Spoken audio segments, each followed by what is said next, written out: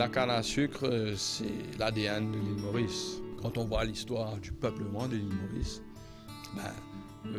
l'activité économique de l'île, principalement à l'époque du peuplement où tout le monde est arrivé à Maurice, c'était le sucre, principalement. Donc, nous sommes tous liés, d'une façon directe ou indirecte, à la canne à sucre, et c'est ça qui a emmené la plupart des Mauriciens à l'île Maurice. La canne à sucre fut introduite à Maurice en 1639 par le gouverneur hollandais Adriaen van der Stel, principalement pour la production du rhum artisanal. C'est le gouverneur de Lamotius qui contribua le plus au développement de l'industrie sucrière à Maurice, malgré l'invasion des rats qui s'attaquaient aux plantations et les cyclones qui détruisaient ce que les rats avaient épargné. Quelques années plus tard, sous le gouvernement de Deodati, un des gouverneurs de la colonie, le sucre fut introduit pour la première fois. Après le départ des Hollandais en 1710, les Français réalisèrent le potentiel de la monoculture sur l'île et décidèrent de produire le sucre dont l'Europe avait besoin.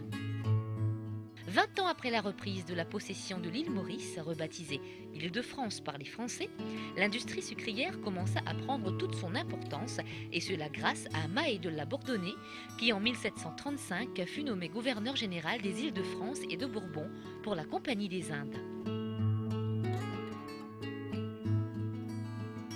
Toutefois, la compagnie ayant fait faillite, Mahé de la Bourdonnais reprit la gestion du commerce du sucre et des épices sur la propriété de Pamplemousse, sous la férule et le conseil de Pierre Poivre, dont on peut toujours admirer le buste au Jardin botanique national.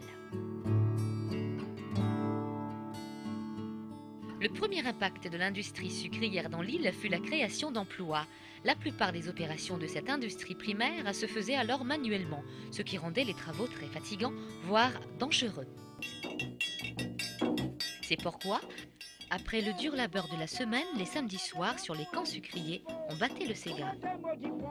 Notre premier exemple de mémoire de cette tradition sociale mauricienne est incarné par Tifrère, Monsieur Ravaton.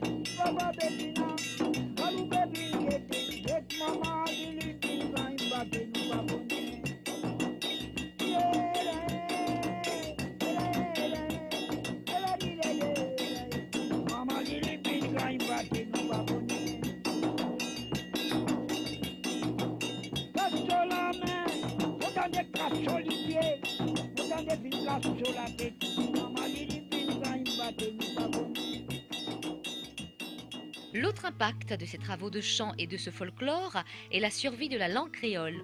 On dit qu'elle s'est forgée dans la lumière du soleil, la verdeur des champs de canne, qu'elle est l'héritière de l'esclavage et du français du XVIIIe siècle.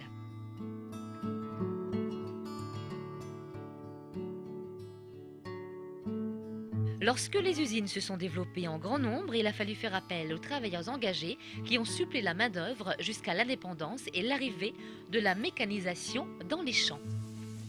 Plus tard, la recherche d'espèces plus résistantes et plus productives conduit l'industrie à se doter d'un institut de recherche, le Mauritius Sugarcane Industry and Research Institute.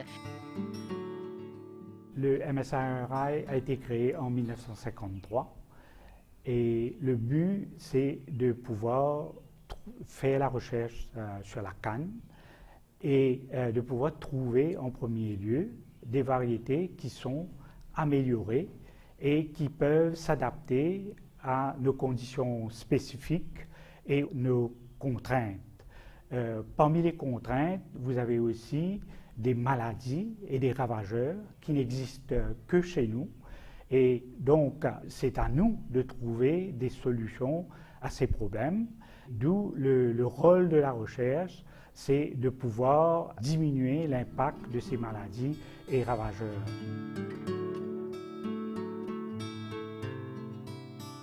En ce qui s'agit des variétés de la canne a été introduite du Java et les cannes cultivées à l'époque, on les appelait les cannes nobles. C'était des cannes qui étaient très riches, mais ils avaient des sensibilités aux maladies et aux insectes. Et après quelques années de culture, ces plantations n'étaient plus rentables. D'où le besoin de trouver des variétés qui sont adaptées, de les améliorer. Alors, les cannes nobles qui étaient de l'époque ont été croisées avec des variétés qu'on appelle des cannes sauvages pour créer des hybrides qui sont beaucoup plus résistants, beaucoup plus productifs, et cela a permis vraiment à développer l'industrie de la canne à Maurice. En 1968, l'île Maurice a accédé à son indépendance sous la présidence de Sosibusaga Ramgoolam. D'ailleurs, dans son poème de couleur, André Le Galland associe la couleur verte du quadricolore national à la canne à sucre, considérée à l'époque comme le pilier économique. La canne était plantée sur plus de 80% de notre terre agricole, donc c'était le pilier le plus important de notre économie. Dedans, dans cette économie, il y avait plus de 25 à 30% de l'emploi du pays qui était au niveau de la canne et représentait plus de 15% du produit intérieur brut. Donc une part très très importante dans notre économie. Des années plus tard, la croissance économique qui a fait suite au boom sucrier a bénéficié à toute la population, en particulier à la création des écoles, des dispensaires et ainsi que la construction dure des maisons des travailleurs. Je fais 38 ans de service dans la propriété. À côté, je vis dans le camp sucrier. Je fais beaucoup de développement pour moi-même et la famille. À côté, besoin de dire comment je fais mes deux enfants. Je suis ingénieur, mais c'est grâce à ça un développement que mon travail. Pour faire face à la concurrence, les usines ont décidé de se regrouper. Petit à petit, les machines ont remplacé la main-d'œuvre, ce qui a eu un impact conséquent sur la société. Après la centralisation de cette usine chez Omniken, les gros changements que nous avons vécus,